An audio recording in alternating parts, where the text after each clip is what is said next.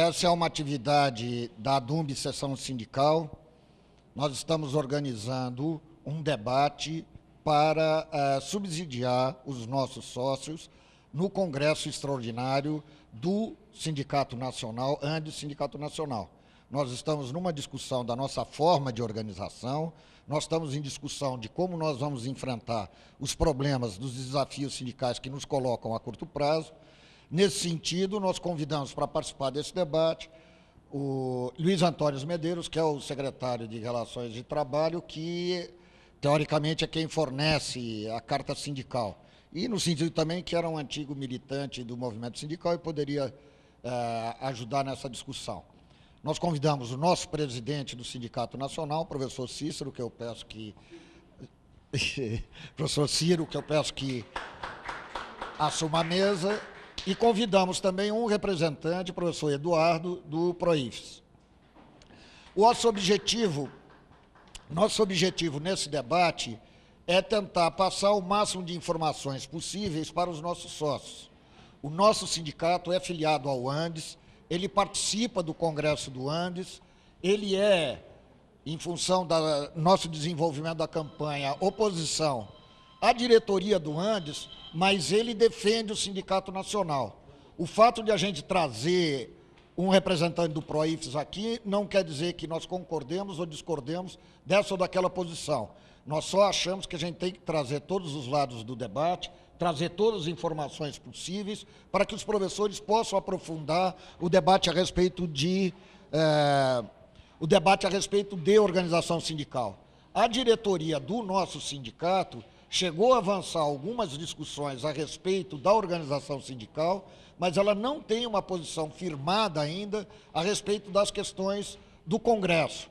Nós simplesmente estamos levando uma discussão ao Congresso e à Assembleia nossa, que está marcado dia 12 de setembro, que nós abrimos uma lista de discussão que está na internet, a respeito de uma TR, que é um texto de resolução encaminhado pela Seção Sindical de Viçosa, que encaminha ao Congresso Extraordinário o início do processo de discussão de desfiliação do Conlutas. A única posição aprovada na nossa diretoria para encaminhar foi em função dessa questão, foi pedido para nós um aumento aprovado no Congresso do Conlutas, do qual nós participamos de 2% para 3%, houve uma discussão a respeito disso, e a diretoria resolveu encaminhar essa discussão para a Assembleia, que agora é dia 12 de setembro, quando nós teremos a oportunidade de discutir e enfrentar essas discussões.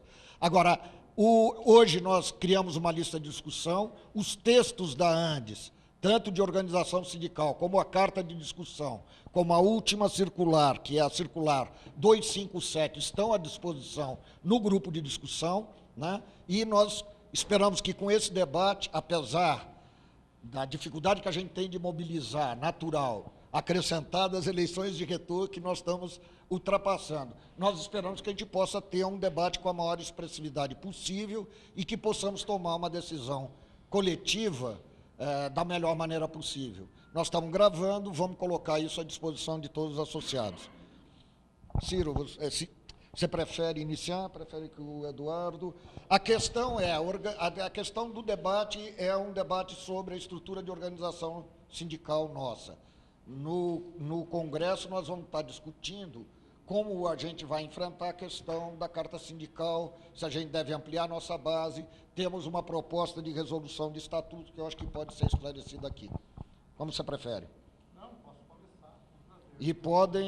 E imaginaria 15 minutos de exposição para um, 15 minutos de exposição para outros, e depois a plateia faria blocos de pergunta de 3 vezes. Se não existe nenhuma dificuldade nisso, estaríamos encaminhando como são nossos debates aqui na DUMB, como é o debate de chapa, como a gente tem feito.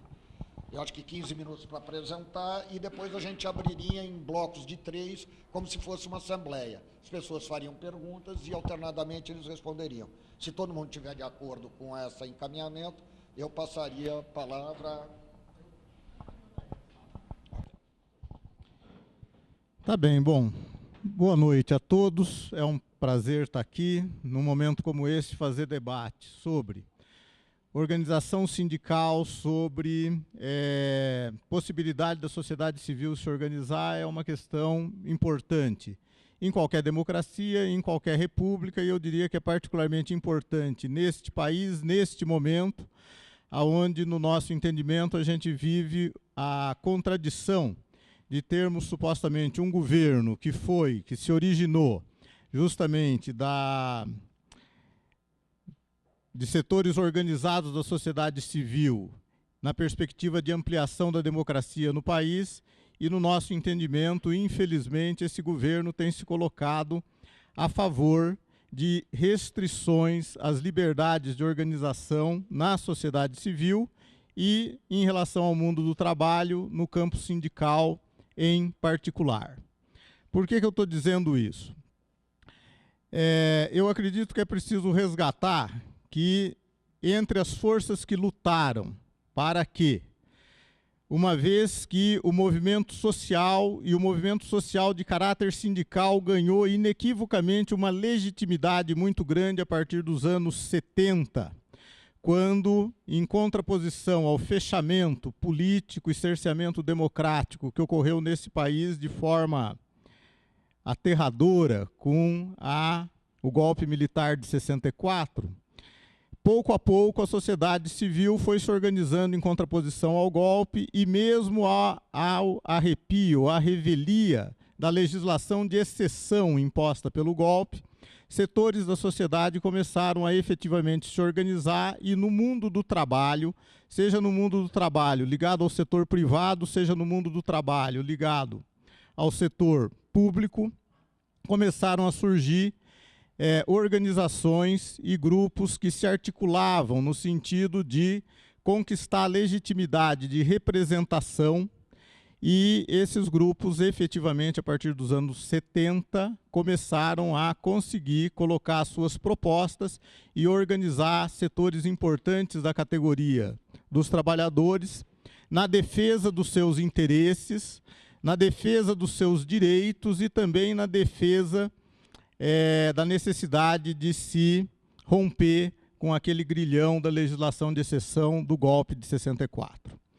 Nos anos 80, esse movimento social organizado atinge o seu apogeu, consegue efetivamente uma legitimidade na sociedade muito grande e contribui de forma muito importante no sentido de propiciar o debate da Constituinte de 88, aonde o pacto social feito na Constituinte acaba reconhecendo a legitimidade da organização sindical, inclusive no setor público, que estava proibido pela legislação anterior.